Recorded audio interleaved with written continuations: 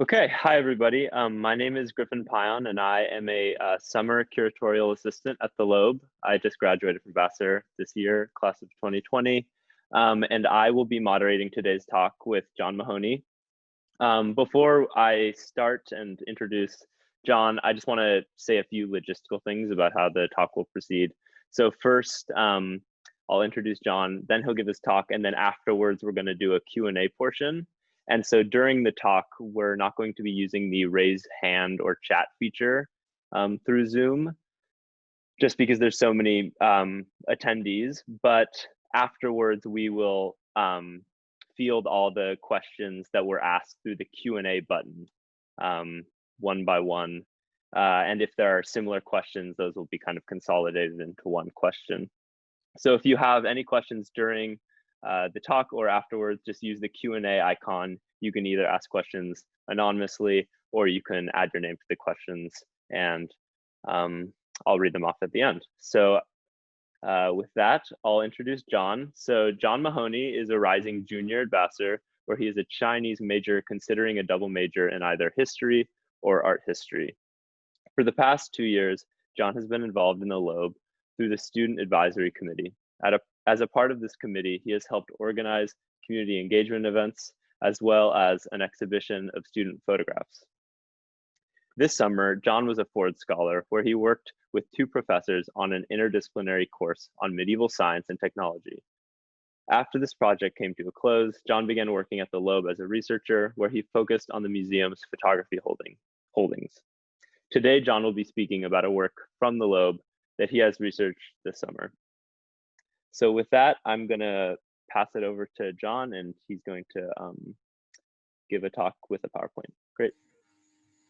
Thank you so much for that introduction, Griffin, and thank you all for coming to my art talk. I hope you find it interesting. So with that, I think I'll just hop into things and try to share my presentation. Okay.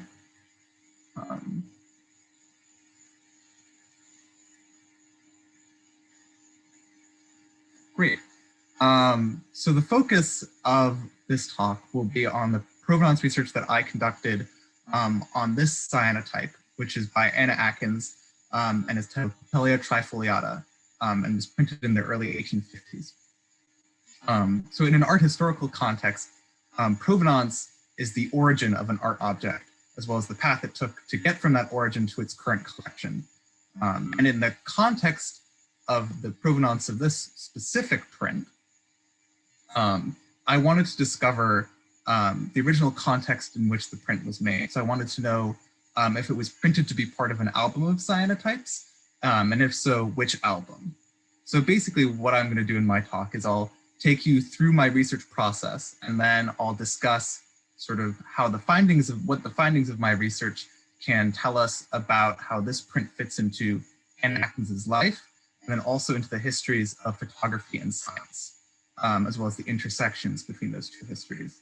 I am personally especially interested about what the provenance of this print can tell us about the geographic origin and sort of the provenance of this botanical specimen, which is depicted in the print, and the significance of that origin. But first of all, I think it's important to provide a brief introduction to Anna Atkins. So Anna Atkins was an upper-class English woman who lived during the first half of the 19th century. She was an amateur botanist, but is most famous as a photographic pioneer because she was the first person to publish a book that was illustrated and printed through photographic techniques.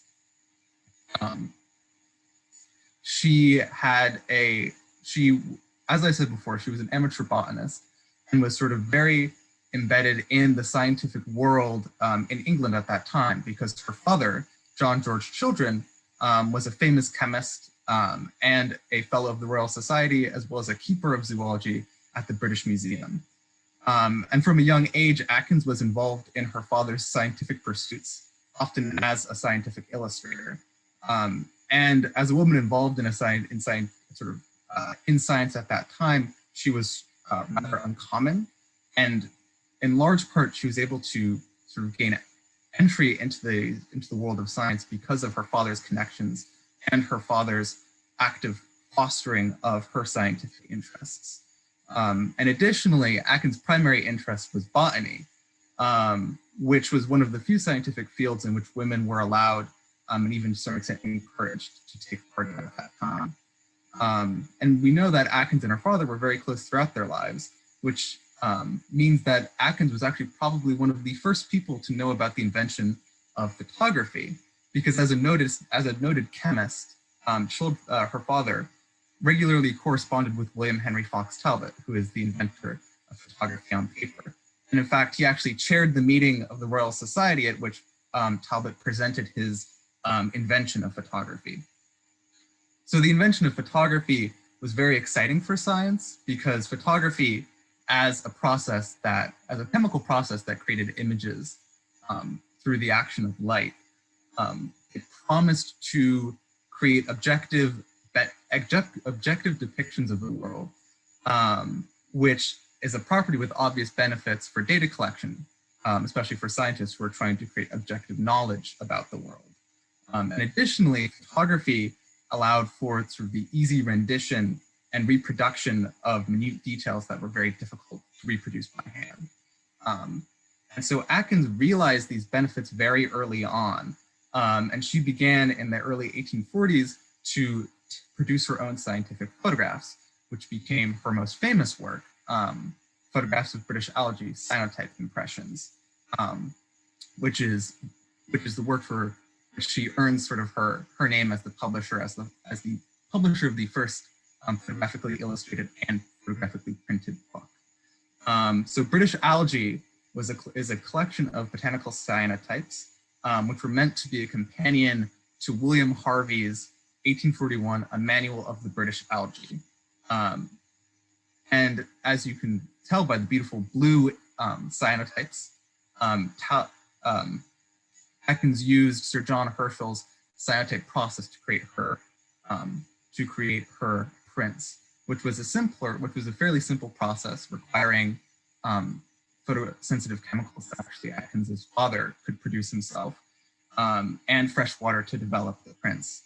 And basically, her process was she would take the botanical specimens, then put them on a sensitized sheet of paper, and then expose them to the sun. And then afterwards, she would wash the print in water, and sort of the shadow of the specimen would leave a white outline on the paper, and then the area that had been exposed to the sun would turn this bright, vivid blue color.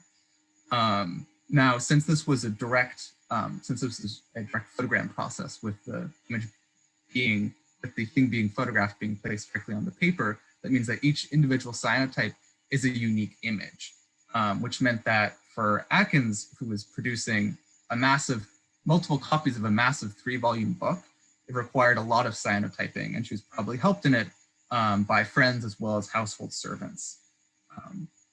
But sort of all of this is to lay a foundation for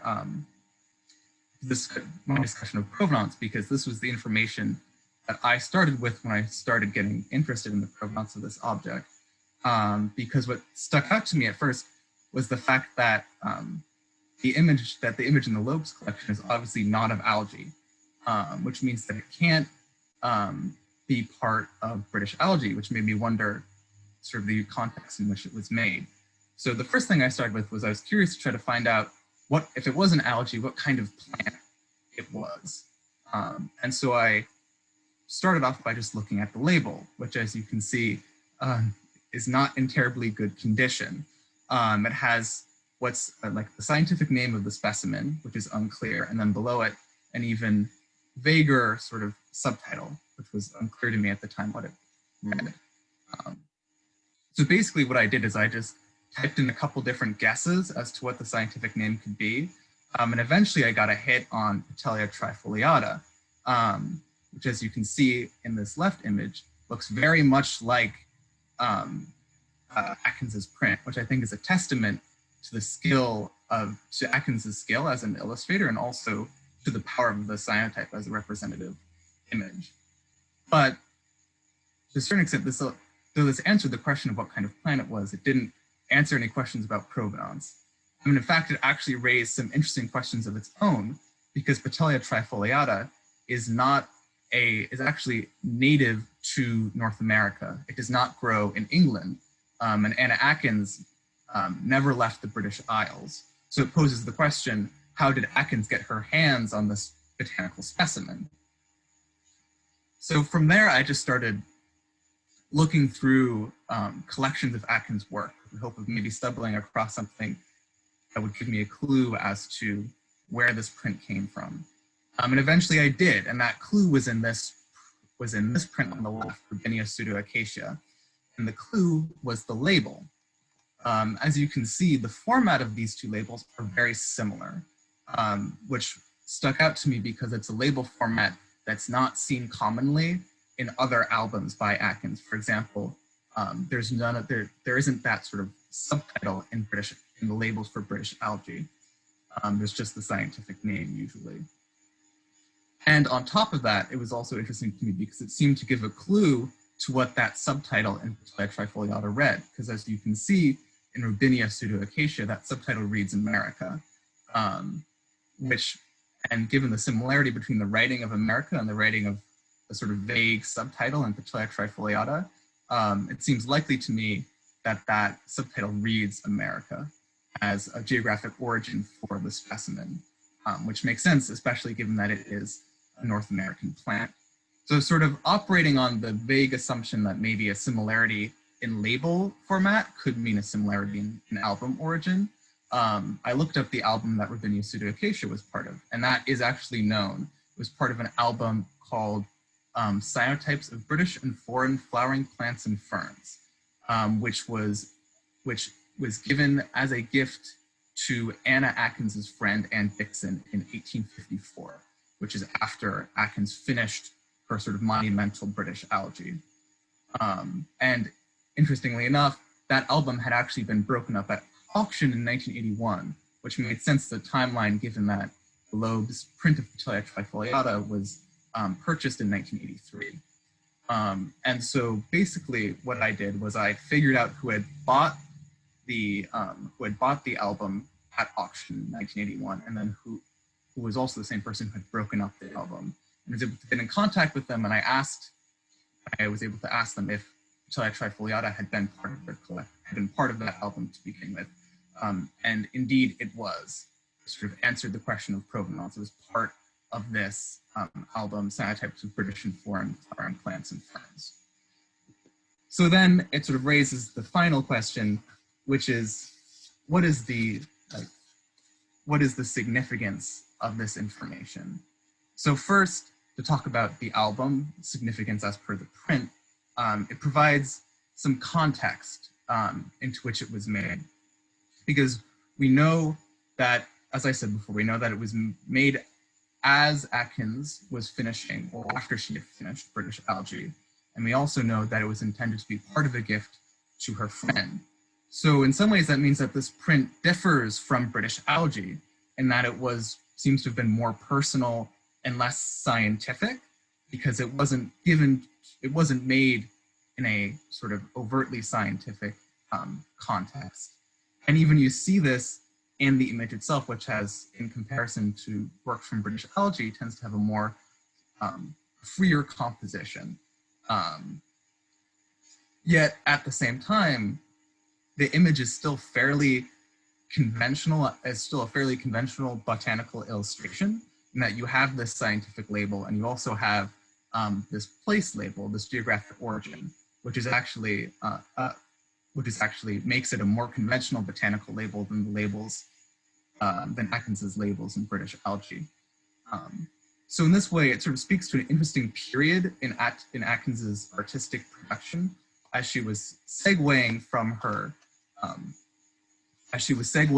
scientific work to later albums that she produced after this one, which were even less sort of botanical in nature, where they have some botanical images, but also have images of things like lace and feathers, as if Atkins was sort of just enjoying experimenting with all of the visual qualities of cyanotypes. So it's sort of an interesting testament to a period of transition in her artistic career. And it also speaks to sort of the role that science played in Atkins' life, where you see that it, in some ways, you know, you see that it's this sort of very keen personal interest, and that this sort of line between sort of scientific interest and personal interest is very blurred, and that there's this image that in some ways is a very scientific image, and in other ways, but yet is also given in this very personal context. But this album can also tell us interesting things about the specimen that is sort of depicted in this cyanotype, because we know that in this album and then Atkins's later albums, she started photographing specimens that were from foreign locations, including a lot of them are from Jamaica. There are some from continental Europe, and even some from as far afield as Australia. And it's believed that Atkins got these specimens through either her father's scientific contacts or through her husband's business contacts, because her husband owned a coffee plantation in Jamaica. Now, it's my personal hypothesis. I don't have any hard evidence to support this, but it seems likely to me that this specific specimen was gotten through some sort of connections that her father had, because we know that her father traveled through the Midwestern United States in the early 1800s, which is actually the very same area where Ptelea trifoliata grows. So it seems possible to me that it was perhaps a botanist in America that he knew that was able to get the specimen for Anna Atkins. And then finally, this print also provides interesting insights into both science and photography at the time, which is a very interesting period of time because it's sort of science as it's reaching its maturity and then photography as it's being born. And so it's interesting in terms of the insight into sort of the scientific world at the time, because you have this world that in many ways is starting to have these sort of institutions, like places like the Royal Society and the Royal Institution, which sort of, and the British Museum, which sort of manage and are sort of centers of scientific study. But at the same time, you also have a very sort of informal aspect to it, where a lot of these scientific relationships are also very personal. And a lot of the scientists themselves are sort of amateur scientists or gentleman scientists, and a lot of their sort of scientific knowledge is sort of got in through their own personal pursuits, and often sort of enabled by their own sort of personal independent wealth.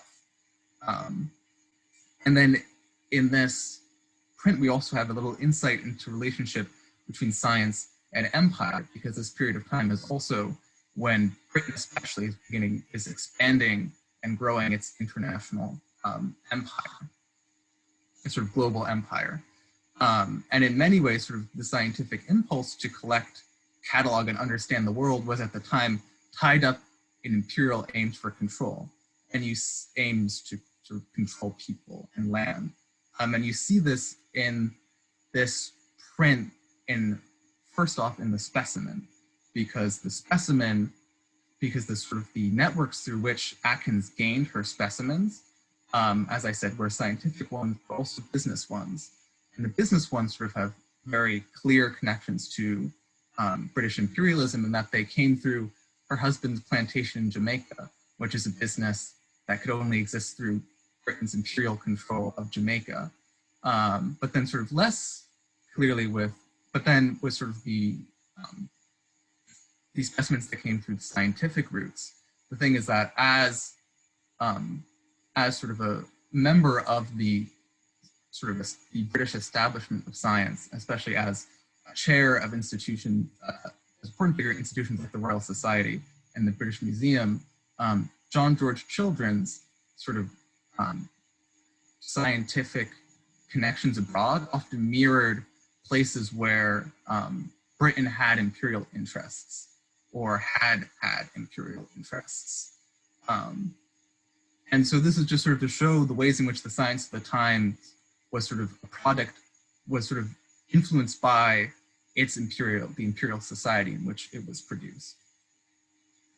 And then finally, this is just sort of is the photographic aspect of it, because Atkins in many ways was sort of prophetic in that she had a very strong sense for the practical applications of photography and sort of the power it could have as a tool.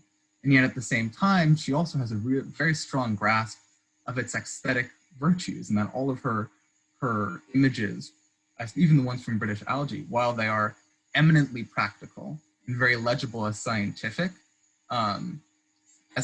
images, they're also compelling and simple and aesthetically pleasing. And in the end, I think the thing that's most interesting is the fact that Atkins chose to use the cyanotype process to make her British Algae, which is sort of a very apt choice given how the blue background sort of mimics sort of the blue marine habitat in which sort of algae grows. And so it shows that Atkins had a sense for sort of the aesthetic properties of photography as a medium in of itself, as opposed to sort of borrowing virtues from other mediums. And I think her sort of knowledge and recognition of the practical and aesthetic powers of photography is perhaps one of the greatest legacies of her work.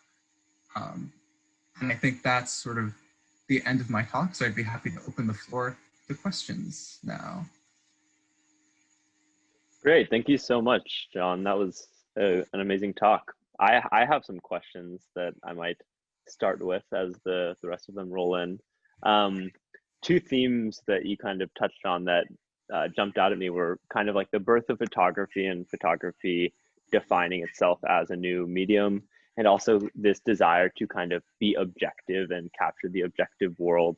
And so I was thinking about like what it means for a photograph to capture the objective world. And I was thinking about, as photography wants to, in a new way, be objective and actually show things as they are, we also see in Atkins photography this point when photography itself is kind of finding its way, and what constitutes an objective photograph is still kind of being figured out. So I was thinking about how someone might think a photograph today that is in color is kind of like more objective because it captures more information than her cyanotypes. But then on the other hand, her cyanotypes have some qualities that are no longer valued in photography, like the scale of a plant. You know, how when you have an Atkins print, how big that plant is on that print was how big it really was. Yeah, because it's a contact print. So I was wondering, this is a long way of saying, I was wondering what influence did Atkins photography and the processes, or if she only did cyanotypes, the process she chose to use, what effect did that have on future science photography? Yeah, I think that's a really good questioning and a really interesting thing to think about, because sort of the one of the things that's a little like contradictory about Atkins' contributions is that while her idea was very prescient and recognized that the impact that later sort of photographic processes would have on sort of this idea of like creating objective data for science. Her prints in of themselves sort of had mixed value as scientific pieces of scientific data, because as you were saying, there's sort of the obvious benefit as a contact print that it is actually to scale. But there is also sort of a lack of color, and then also there's an issue in that a lot of times, sometimes sort of the quality of algae and its varying degree of translucence produces a different effect in a cyanotype than it would to, say, an observer looking at a piece of algae. And then on top of that, actually some of the ways that Atkins labels her work in British Algae would have made it sort of, would have lessened its value as works, as botanical data, in that a lot of times she wouldn't include, say, like collection points. But sort of more to speak to this idea of like photography and photographic techniques, I think it's interesting because sort of Atkins sort of seemed to seize on like the most sort of one of the sort of in its simplicity, perhaps one of the most effective techniques at the time, processes at the time for creating sort of simple scientific images. But it's not until like later developments, like when photography gets processes that work with shorter exposure times that can take images of things faster, so to speak, with the work of people like Edward Muybridge and Murray, who sort of used sort of the speed of photography to capture images of sort of motion that couldn't be captured before. That's sort of when scientific photography sort of starts coming more and more into its own. So I'm not sure if that sort of answers your questions or if you've got sort of a follow-up question. No, that's all fascinating. Yeah, I think it's interesting. And now I'm thinking about the kind of legacy of cyanotypes after Atkins's work, where they become, you know, like the process through which people make blueprints and architectural drawings. So there's kind of like this weird, she's taking a very passive and observational approach and using cyanotypes to do that. And then later architects are using the same process to project into the future and make plans. Yeah, I think it's all fascinating. We have another question from a participant, from Hans Kraus, who says, nicely sleuthed, Jack, excellent talk, or John, excellent talk. Can you tell us something about the durability of cyanotypes? To be honest, I don't have sort of the clearest idea of it. My basic understanding is that as compared to the other photographic process, one of the other photographic processes on paper that was widely available at the time, which was Talbot's calotype process, the cyanotype process was more stable, and that cyanotypes, Talbot's calotypes had a unfortunate habit, which was something that he himself sort of struggled to fix, of fading very quickly, which is why actually a lot of sort of early calotypes are in sort of not great condition, because they've sort of faded over time because of the ways that the chemicals in the paper react to the chemicals in the air. Cyanotypes are more stable than that, is my understanding, and will actually last longer. And I think some people think that that might be one of the reasons why Atkins had chosen to use cyanotypes, because they lasted longer than they were more stable than some of the calotypes, so the image could perhaps last a little longer. So that's sort of my basic take on that. Great, cool. I was reading just a couple days ago about one interesting thing about cyanotypes, which I never would have thought, is that if you keep them in the sun, like many old prints, they fade. But then after they have faded, if you put them back into the dark for a long time, they actually can regain some of their vibrancy, which is just fascinating. I have no idea the chemical processes that cause that. But another question we got from Jessica Breyer, who is Jack's research supervisor at the Loeb. It's a big one, so get ready. Or sorry, I keep calling you Jack, nickname, sorry, John. But Jess asked, how do you think the idea of visual information has been created or shaped by the medium of photography?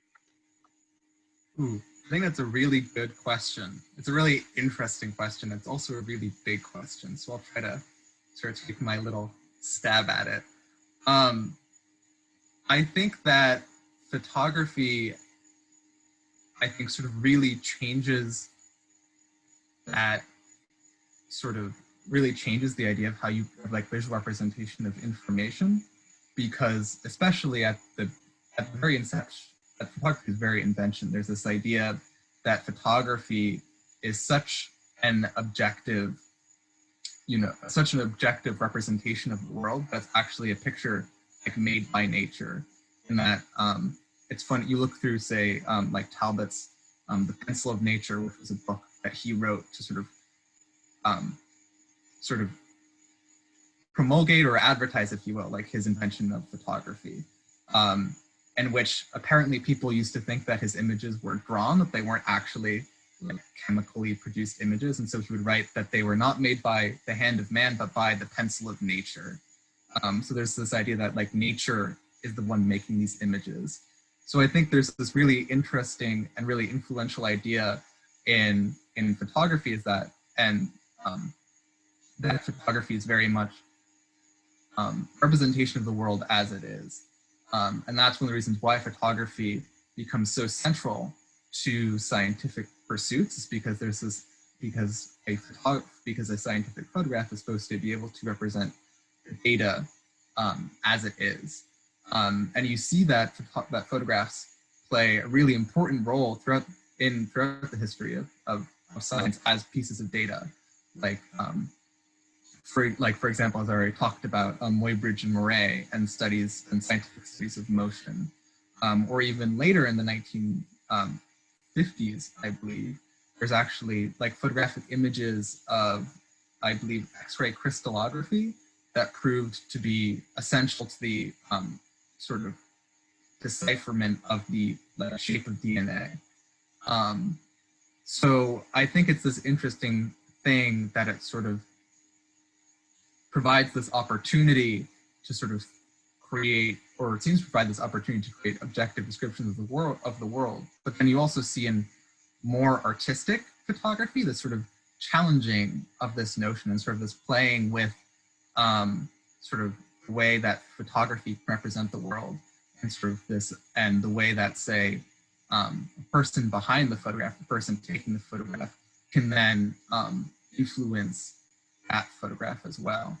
And I also think there's something to be said about how the sheer reproducibility of modern photographic processes, like from early on, like from the calotype and then onto sort of glass plate negative processes, meant that suddenly like visual pieces of information could be spread could be spread very widely, which was something to a certain extent like that was allowed by previous like woodblock or etching processes. But I think there's a power to photography in that photography has this idea that it's that this is an actual representation of the world as it is, you know, that there's less of an intermediary in a way. So I think to maybe sum it all up, I think there's a lot of interesting ways in which photography allows visual information to be produced in new ways, and then also sort of allows it to be disseminated in new ways, and maybe even sort of provides new questions about the nature of that visual information and the information that we can gain from the world, I think. So I hope that's a fitting answer. Yeah, it's a big question. I think you could write many books answering that question. Here's another question from Julia Whitney Barnes, who asked, are there any contemporary artists who you know of who use cyanotypes in interesting ways? Contemporary artists. I don't know any contemporary artists who use cyanotypes currently. I apologize. I feel like I've seen some modern cyanotypes. I cannot remember. I think sometimes they're also used in a slightly different way than Atkins used them as photograms. I think that sometimes they're used negatives are printed onto cyanotypes sometimes.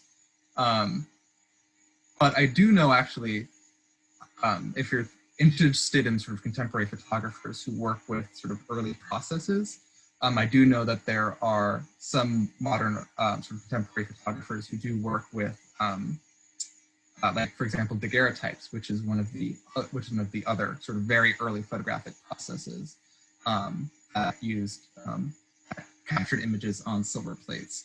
And I know there's one artist, I believe his name is Jerry Spagnoli, who creates contemporary daguerreotypes. And I think maybe someone named Mike Robinson, who does contemporary daguerreotypes. I think my memory is not great And then there's also sort of, if you're sort of farther away from like process, but more about sort of thinking about sort of early photography, I know there's the contemporary photographer, Hiroshi Sugimoto, does sort of work, that involves, I believe, that is sort of some work that is inspired by Talbot's early photographic experiments, and then some work that I believe actually involves sort of, I forget if it's like re-photographing or somehow photographically playing with Talbot's early photographic experiments and representing them in a new way. Okay, great. Yeah. I know I was thinking, I think Rauschenberg and Susan, I don't know if it's pronounced Weil or Weil, had some early cyanotypes as well that were like their whole bodies. They're really beautiful. That's the only person I can think of off the top of my head. We have another question from Patricia Deneroff, which is, was Anna Atkins's talent recognized in her era, or is she only coming into her own now? Her recent New York Public Library exhibition was stunning and where I first learned of her prowess. Yeah, I have to say, I never got to see the New York Public Library exhibition, but I've been able to look through the catalog and it looks like it was an amazing exhibition. As for Anna Atkins' sort of reception, it seems that the thing about British Algae, which is her most famous work, is that because of its size, and it was 3 volumes for one, sort of, it was a 3-volume book, and the fact that that each cyanotype that she was making was a unique image. She didn't make many copies of the book. My understanding is that there's around 14 complete copies, and then there's sort of lots of different separate images, and it's unclear how many sort of albums they were originally from. So I think to a certain extent that results in the fact that she wasn't terribly well known at the time. I think she was primarily known amongst sort of the people who she sent images of British algae to, that she sent copies of British algae to, which in some ways were actually like a kind of a who's who of the British scientific establishment at the time. Like she did send a copy to Sir John Herschel, who was the inventor of the cyanotype process, and then also an astronomer and to a certain extent a botanist in his own right. And then she also did send a copy to William Henry Fox Talbot as well. But it seems that shortly after, like within a few decades of her death, she sort of faded from obscurity. And there's actually a sort of funny story that someone who came across her work, came across, I believe it was British algae, like in sort of the latter half of the 19th century, was astonished and thought it was beautiful, and then looked to try to figure out who had made these prints and saw her signature, which was AA, and assumed that it meant anonymous amateur.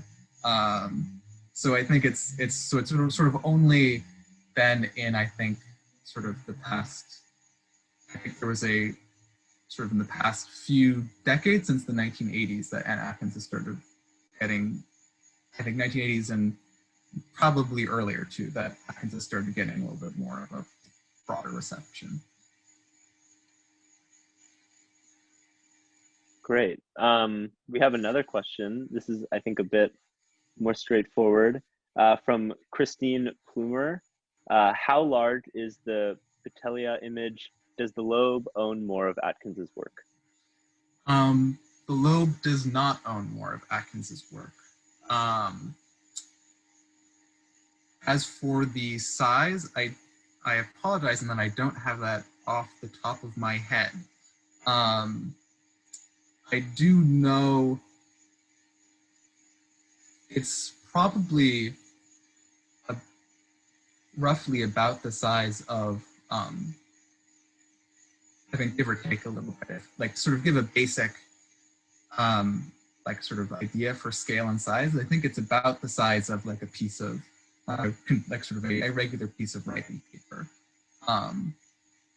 And I do know, sort of in terms of comparison of this print's size to other print sizes, that I know sort of the interesting thing about the album that it was part of was that It's one in which actually, usually Atkins's print sizes are fairly regular, but within that one album, Cyanotypes of British and Foreign Flowering Plants and Ferns, there's a lot of variation in different sizes, which is sort of an interesting sort of departure.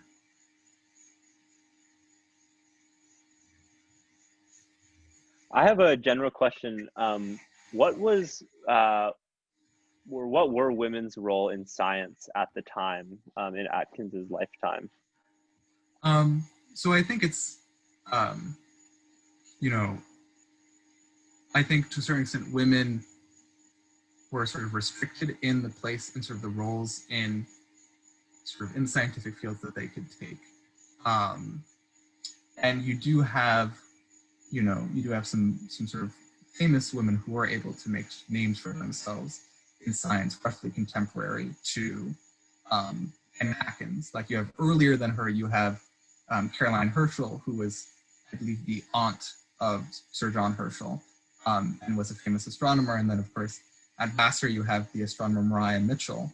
But in general, I think it was women were very limited in terms of the opportunities in the scientific world. And in fact, one of the few places in which, as I said, women were allowed to sort of take part in science was in botany, and especially in the field of botanical illustration, because there's this sort of interesting way in which botanical illustration sort of overlaps in ways that are sort of very much sort of the domain of women at the time. Like sort of there's this, especially amongst sort of aristocratic women and women of the same class as Anna Atkins. I think at the time there was this sort of, a lot of women would take place and sort of take part in these sort of artistic practices, like doing things like sketching or watercolors or painting.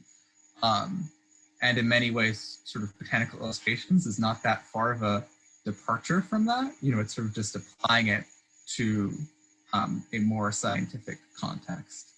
And I think it's interesting that that's sort of the area in which Atkins makes her contributions in this area that was sort of traditionally sort of an area in which it was easier for women to make headway, to sort of take part in science. But then also sort of revolutionizes it too and uses it and sort of innovates in that field as well.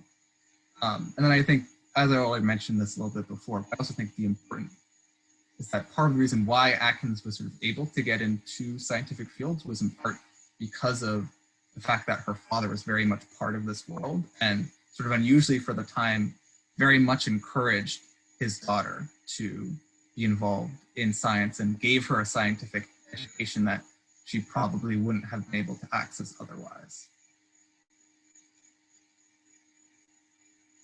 That's interesting. Going back to a comment or a question a moment ago, Mary Kay Lombino, who is the curator who oversees all the photography at the Loeb, said that the size is 10 by 7 3/4 inches. So for whoever asked that question, there's your from the book answer. And another question from Mary Kay is, what kind of influence do you think Atkins had on the use of cameraless photography as a form of artistic production? I'm thinking of the eponymous term rayogram used for Man Ray's photographs, but he was clearly not the first to use this process. Yeah, I think that's a really interesting question. I don't really have a great idea of this, to be honest. I think it's, it's interesting because you do have, a lot of people playing with sort of cameraless photography, especially this, in some ways, Atkins sort of preempt, I think there's this interesting, especially in her later albums, when Atkins uses things like feathers and lace, which are sort of, I think, are beautiful objects, but are also interesting in the way in which light, they sort of, I think, they're sort of almost translucent objects, so light goes through them in different ways, which I think is interesting because you have this like playing with the medium in a way that's something that you can't really, that's very medium specific to photography, which I think is interesting, and I think might also be part of maybe later experiments with photograms. As for direct influence, I don't really, I feel like I can't provide a great, any sort of great concrete connection because I'm not sure, for example, how aware people were of Atkins's work up until I think sort of the second half of the 20th century. So I don't really, I feel bad. I feel like I can't really provide much more of an answer beyond the fact that I think it's a really interesting question, but I feel like I can't really provide any sort of strong, certain answer to it. Yeah, it would be interesting to go look at like the earliest exhibitions or who owned the Yeah. different albums and things. You might be able to trace out some lines, but I guess that's just another place where provenance research continues. So Yes. Yeah. yeah, with that, I think we will wrap it up. So thank you everyone for coming, and thank you, of course, to John for giving such an amazing and insightful talk. I want to remind everyone to check their Loeb Museum e-newsletters and social media for future programs. We're starting to plan some more late night programming um, going forward, so keep an eye out for that and enjoy your Thursday evening. Great, thank you so much.